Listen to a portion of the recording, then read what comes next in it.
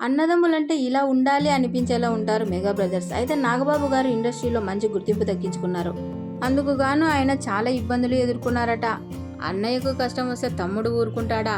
నాగబాబు గారికి financial problem నుండి బయటపడేయడానికి పవన్ కళ్యాణ్ గారు తనకి ఇష్టం లేకపోయినా సినిమా చేసి నాగబాబు గారిని ఫైనాన్షియల్ ప్రాబ్లం నుండి బయటపడేశారట.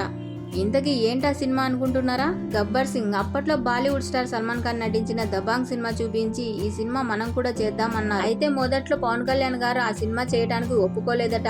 ఆ తర్వాత నాగబాబు గారికి ఫైనాన్షియల్ ప్రాబ్లం ఉన్న సమయంలో దబాంగ్ సినిమా గుర్తొచ్చి ఆ సినిమా చేస్తే కొంత ప్రాబ్లం క్లియర్ చేయవచ్చు అని కొన్ని మార్పులు చేసి గబ్బర్ సింగ్ సినిమా చేశారట పవన్ కళ్యాణ్ గారు.